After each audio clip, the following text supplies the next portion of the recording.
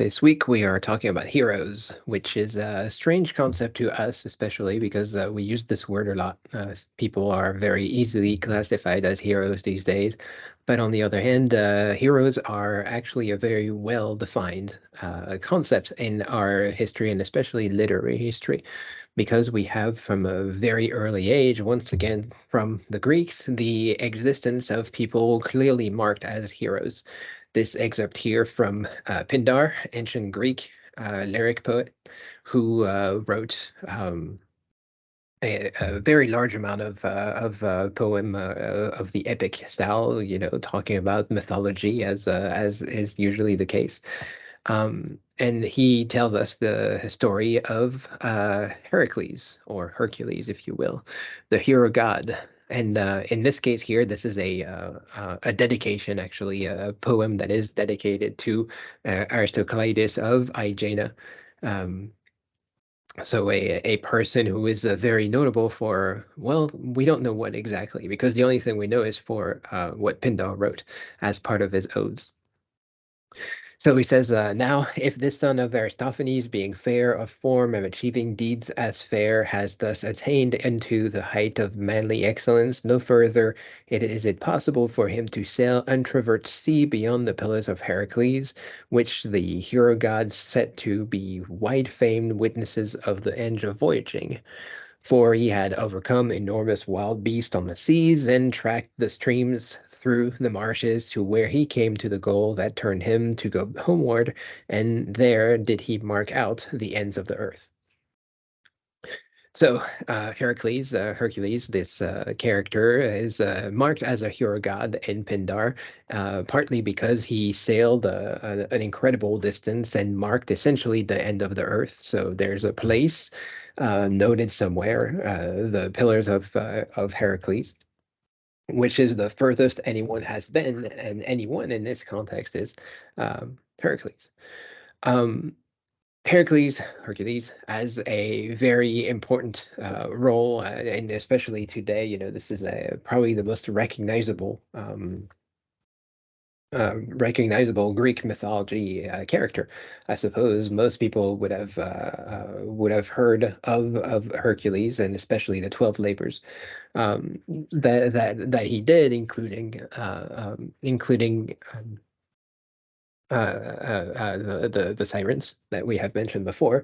And here the furthest point is marked by these pillar of Hercules, was essentially the Strait of Gibraltar between North Africa and Spain, so all the way at the end of the Mediterranean Sea. So Hercules. Hercules is a hero god, apparently. A hero god because he's not a god. He is born out of a legendary woman, Alcmene, who was a descendant of Perseus, himself somewhat of a hero character, uh, a slayer of monsters and such. And Alcmene is tricked by Zeus, the god of gods, into having sex with her. Now, assuming you know anything about how this time in philosophy and mythology works, Zeus is actually Alcmene's great grandfather. So not a very savory type of relationship between the two, but that's kind of what Zeus does. And he tricks the sun into not rising, and says that essentially tricks Alcmene into believing that he is her husband. So Zeus changes his shape into Alcmene's husband, and has sex with her, and that makes that out of their union is the birth of Hercules. Hera, Zeus's lawful wife, or godly wife, is not happy about that, and kind of sets her mission to kind of plague Hercules with pretty much everything she can. And the 12 labors is essentially the story of Hercules going against those plagues sent by the goddess Hera. And at the end of his 12 labors, if you might know, Hercules completes the 12 labors and then eventually is sold as a slave and becomes a pirate, fighting for the Titans, and dies in a weird accident. So not a fun story by any stretch of the term, but Hercules is somewhat of a god, but not a god. He's somewhat of a legend, but not a legend. And he is especially marked as a hero. He's a hero because he is born out of these people who are apparently supernatural, but he seems to have a very natural life. He has the kind of these problems that most of us might endure. Sometimes it feels like the gods are working against you, or even the goddess is working against you. And then what do you do in that case? You just grin and bear it. Hercules is doing that job for us, and the story of Hercules is kind of teaching us that. And Hercules, as a result, is telling us about who we are as people, as the story of mankind being somewhat godly, whether we think of ourselves as descendants from Adam and Eve, whether we think of ourselves as the sons of God Himself or itself, the Godhead. Um, that we have the touch of godliness in ourselves or whatever. We know, probably throughout the ages, every human has known that they are kind of special for just being alive in a way. But on the other hand, we also, as part of our daily existence, experience untold tragedy for the most part, and sometimes very terrible times. And it doesn't seem logical, it doesn't seem fair that this stuff is happening to us. And what can we do against that? Well, we can only grin and bear it. We can only labor through life. And Heracles, as a result, seems to have a very multiple profile throughout Greek mythology. He is seen in many places as an actual god. He is seen as other places and as another legend, or more generally, he is kind of this representation of a supernatural person, while at the same time having some kind of grace in our lives. The fact that there are pillars of Heracles in the sea means that somebody has made a physical appearance to it, and there are altars dedicated to Heracles, etc. So we know that there is this character that exists out there. We know that he is a symbol, a symbol of something we aspire to, essentially. And in a way, this is essentially the definition of a hero today. This is somebody we aspire to be, or somebody we aspire to be like, or somebody that did something that we see as valuable, we see as necessary in our lives. So Heracles, as a result of that, as very much is the definition, essentially, of what a hero is. And again, according to different traditions. Sometimes he even becomes a god after his death. He ascends to the heavens and joins his father Zeus. So fun stories according to which mythology can meet with other mythology sometimes. That being said, Greek mythology seems to be full of heroes, and seems to have all of these characters that are called by the Greeks themselves heroes. And that is pretty useful to us at this point in time, because we have a very clear definition of who is a hero, because they are called heroes, and we don't have to do any kind of guesswork in that context. So here from Road 1925, we can reduce the facts to some order by distinguishing 7 types or classes of heroes and heroines: the hieratic type of hero gods and heroine goddesses whose name or legend suggests a cult origin. Hieratic just means literally the priests that concern the heroes. The sacral heroes or heroines associated with a particular divinity, as apostles, priests, or companions. Heroes who are also gods, but with secular legends, such as Heracles, the Dioskuroi, Asclepius. Culture and functional heroes, the Sandagote of Husner's theory, usually styled heroes by the Greeks themselves. Epic heroes, of entirely human legend, geographical, genealogical, eponymous heroes, so heroes that bear the same name, and transparent fictions for the most part, such as Messene or Lacedaemon, and historical real personages.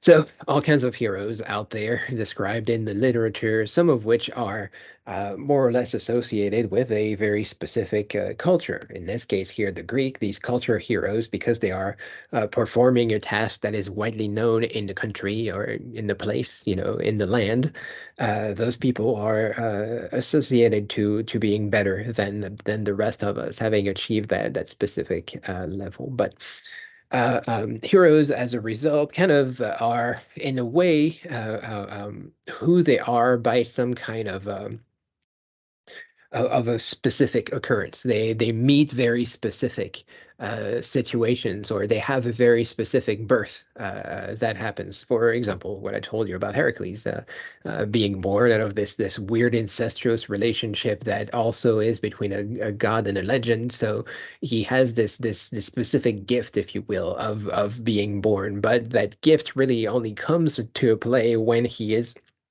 meeting those labors sent to him by the goddesses. So the culture heroes are especially important for us because they are associated with these stories that are relatable while at the same time being themselves not entirely relatable. And to be even more on the nose here, there's actually a Greek hero named Hero. Hero, the virgin priestess of Aphrodite at Cestus, who meets with Leander.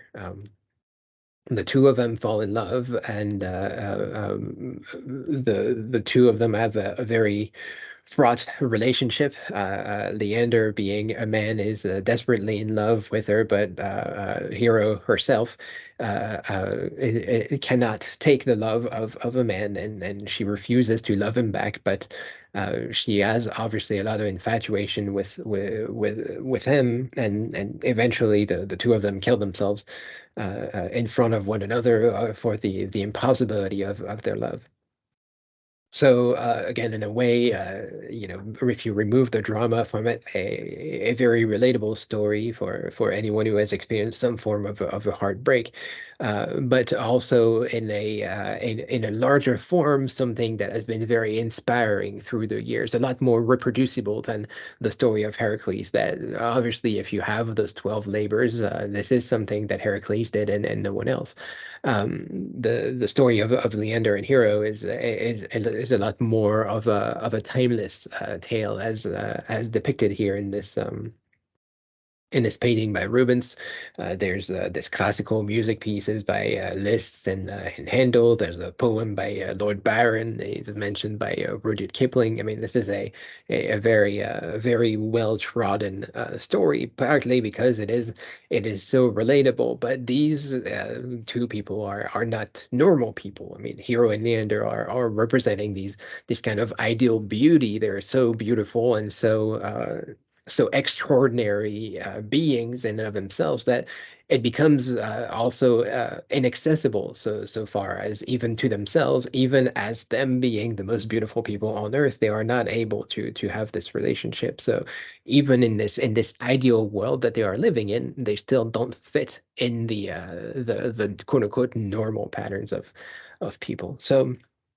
So heroes are very specific in this regard as well, and especially because once you give them the ability to be heard out there and to travel, you have the possibility of Hercules becoming even a figure outside of the Greek territory. Here, this conversation from Tacitus, a Latin poet, who tells us that there are people in Germany, quote unquote barbarians, who worship Hercules. The Germans, like many other people, are said to have been visited by Hercules, and they sing of him as the foremost of all the heroes when they are about to engage in battle. Ulysses also, in all those fabled wanderings of his, is supposed to have, by some, to have reached the northern sea and visited German lands, and to have founded and named Asciburgium, a town on the Rhine, inhabited to this day. They also have the well-known kind of chant that they call Baratus, By the rendering of this, they not only kindle their courage, but merely by listening to the sound, they can forecast the issue of an approaching engagement. So, Latin history recalls the history of Germany and these places of worship for Hercules and for people who have these, again, supernatural achievements in this case. That being said, the way that Tacitus is telling us the story is associated with the story of bards, again, kind of the larger tradition of singing songs about these heroes. Again, the oral tradition of telling stories, and those bards are not probably not the most reliable historical containers, and whether or not it is in fact true that a character like Hercules has reached Germany and was worshipped as such. There is also another problem for us, is that now we are taking a tradition from one place, taking it into another place, and making it more relatable than it might actually need to be. This is a process that is recognized as interpretatio Romana, that is a Roman interpretation. It turns out, once we look at the history of Roman mythology, that there are a lot of places in which the Romans are kind of assuming that other deities in other places are in fact their own. Tacitus, again, same book, is telling us about the Nahar Varli, proudly point out a grove associated with an ancient worship. The presiding priest dresses like a woman, but the deities are said to be the counterpart of our Castor and Pollux. This indicates their character, but their name is Alkai. They are no images and nothing to suggest that the cult is of foreign origin, but they are certainly worshipped as young men and as brothers.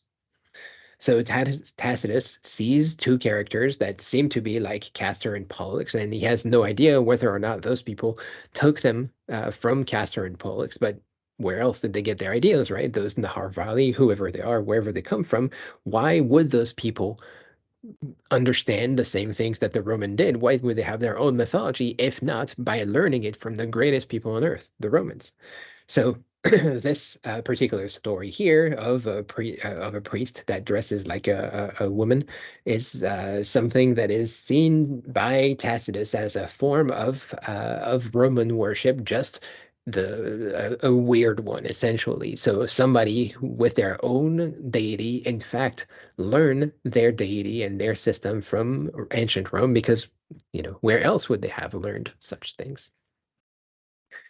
So the process of interpretation here is certainly problematic, and especially for us right now, talking about mythology and talking about heroes, especially because once you realize that you can take these very specific characters, just change the context for them, and just rename them. So perhaps Tacitus was in fact telling us about a person that is not Hercules, but just a German hero that existed there, but which Tacitus himself noted as a Hercules or as a Herculean character, anybody who would have extraordinary strength, who would go through the same troubles, then that person becomes automatically Hercules, at least for lack of a better explanation. Here from Pliny, we have the process of interpretation as it is told through the virtue of human nature. Weak and frail as it is, mindful of its own infirmity, has made these divisions so that every one might have recourse to that which he supposed himself to stand more particularly in need of. Hence, we find different names employed by different nations. The inferior deities are arranged in classes, and diseases and plagues and deified in consequence of our anxious wish to propitiate them. Hence, we understand how it comes to pass that there is a greater population of the celestials than of human beings, since each individual makes a separate god for himself, adopting his own Juno and his own genius. Oh, yeah, genius. Genius is also a hero, a cultural hero. Not the genius that we know today, but genius is an individual divine nature that exists in people. So there are geniuses in place. The Greeks have the same idea in the demon. Demons are not the evil characters, at least not in the mythology itself. They're not the bad mythological characters. The demons is just a spirit of a place. So genius and demons kind of like the same thing, interestingly enough. So we have this Roman religion that has associated these characters, especially these supreme characters, with other characters, and essentially, especially once their people themselves are converted to the Roman extent by people like Caesar and the people like Octavian and Augustus, then you have these powerful political leaders that are imposing their religion on others, and they are kind of associated with these larger the divine systems that exist out there. So this is how easily the Romans have associated Greek deities were their own. So you have Herodotus that is associated with Zeus, and then eventually that gets associated with Egyptian Ammon. You have Osiris that is associated with Dionysus. You have Ptah that is associated with Hephaestus, etc. Once you have deities that fulfill the same purpose according to these great Latin and Greek authors, then they can easily be associated with the great Greek and Latin mythology as well, which makes the interpretation process here very difficult, especially if you think like Pliny, like you make your own gods as you go, because there's really no authority. There's no one that is there to tell you if you are doing the right kind of worshiping, if you have the right god or the wrong god. There's no such thing. In this context, eventually, of course, we have a much larger understanding of what we have called animism before in this class, or even larger, more largely religion, especially if you think of the context of, for example, St. Augustine, who called the genius, the Roman genius, essentially the equivalent of the soul in Christianity, because Augustine was trying to bring in the Roman, or to reconcile the Roman mythology with Christian theology. So very easily now you have this genius who is a spirit of place, who turns into the genius of the Christian soul, who turns into what we know today as a genius, your Einsteins and whatnot, people who are kind of like us, but also extraordinary thinkers. Same thing happened with the heroes. The heroes used to have a pretty specific definition, but then they got colluded, concatenated within other deities. And today we can have heroes that do all kinds of things. You can have billionaire heroes, and you can have heroes that are important religious figures and whatnot. So a person who would themselves see themselves as a servant of a god becomes this hero figure who is partly God but partly not God, something that they probably wouldn't assume for themselves. So heroes are very complex here, and a good way to approach our matters of mythology.